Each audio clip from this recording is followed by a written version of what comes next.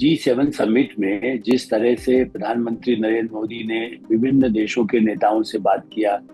आतंकवाद के खिलाफ लड़ाई लड़ने के मुद्दे पर भी सबका सहमति रही है, फिर से रही। और उसी समय में भारत और पाकिस्तान के बीच में जिस तरह से आतंकवाद उसका लगातार देखता रहा है,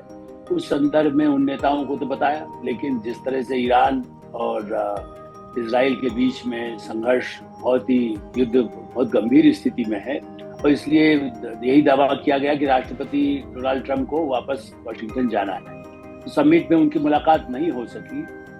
तो खुद जैसा विदेश मंत्रालय के सचिव ने भी बताया है और स्पष्ट रूप से साफ कहा है, ऐसा नहीं है कि प्रधानमंत्री ने फोन किया। राष्ट्रपति डोनाल्ड ट्रंप की तरफ से आग्रह किया गया कि चूंकि वो पहले जल्दी चले गए थे और प्रधानमंत्री नरेंद्र मोदी से बात करना चाहते हैं, और इस दृष्टि से चूंकि वो समिट में उपस्थित नहीं थे, इस दृष्टि से प्रधानमंत्री ने फिर उनसे लगभग 35-40 मिनट बात की ईरान और इजराइल के युद्ध को लेकर के कि भाई उसको किसी तरह से दोनों पक्षों को ही शांति वार्ता पर बैठ करके उसको निपटाना चाहिए, युद्ध का कोई समय नहीं है। प्रधानमंत्री नरेंद्र मोदी ये बात कई बार पिछले महीनों में वर्षों में कहते रहे हैं, और ये और भी बड़ा महत्वपूर्ण था क्योंकि डोनाल्ड ट्रंप भी बाकायदा धमकी ही ईरान को दे रहे हैं। उस संदर्भ में उससे भी ज्यादा महत्वपूर्ण बात यह थी कि प्रधानमंत्री से चूंकि पहली बार उस तरह का टेलीफोनिक संवाद था, जिस समय पहलगाम हुआ उस समय तो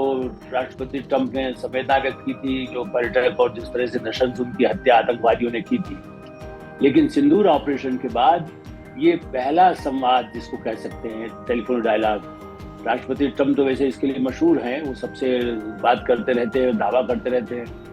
और साफ इसलिए प्रधानमंत्री ने उनको स्पष्ट किया कि देखिए सिंदूर ऑपरेशन खत्म नहीं हुआ है। उन्होंने जिस तरह से आतंकी हमला किया लगातार करते रहे हैं, और केवल आतंकी ठिकानों पर हमला किया गया। उसके बाद उपराष्ट्रपति वेंस, अमेरिकी उपराष्ट्रपति वेंस का जब फोन आया, उन्होंने राष्ट्रपति को स्पष्ट किया, खुद उनका फोन आया कि भाई देखिए आपने आतंकियों को ऊपर जो किया है, कार्रवाई की है, लेकिन पाकिस्तान आप पर बहुत बड़ा हमला कर सकता है। तो प्रधानमंत्री नरेंद्र मोदी ने आज फिर राष्ट्रपति ट्रंप को कहा कि हमने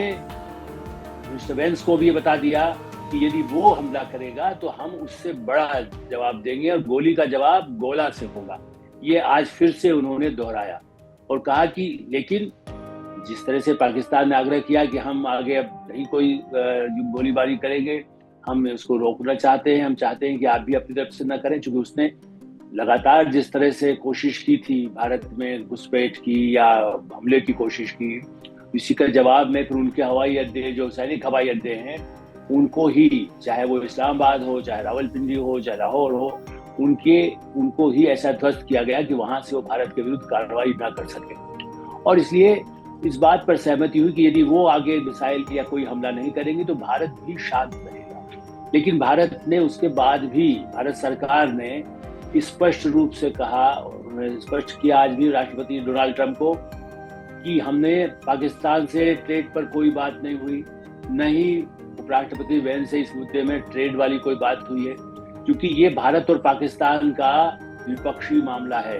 वर्षों से, पिछले 4-5-10-7 दशकों से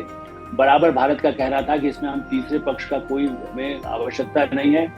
हम सिर्फ सीधे पाकिस्तान आतंकवाद बंद करें, उस पर बात हो सकती है, कश्मीर हमारा है, उस पर बात हो सकती है, हमारा ही बाहर रहेगा। इसलिए प्रधानमंत्री ने आज डोनाल्ड ट्रंप को स्पष्ट किया कि ये जो भ्रम है, ये जो मैं समझ पाया हूँ बिल्कुल साफ, वरना विदेश मंत्रालय इतना साफ नहीं बताता। उन्होंने बाकायदा, चूंकि बार बार भारत में भी राहुल गांधी, कांग्रेस और कुछ पार्टियां या कुछ और पर्यवेक्षक ये बार बार कह रहे हैं कि साहब देखिए नहीं ट्रंप ने कह दिया, ट्रंप का दबाव था। तो सार्वजनिक रूप से, चूंकि टेलीफोन, मैं तो मानता हूँ कि भारत सरकार और अमेरिकी सरकार ऐसे टेलीफोनिक वार्ताओं को रिकॉर्ड करके भी रखती है, नॉर्मल कोर्स पे भी कभी जरूरत पड़े तो उसको कभी झूठा न साबित किया जा सके।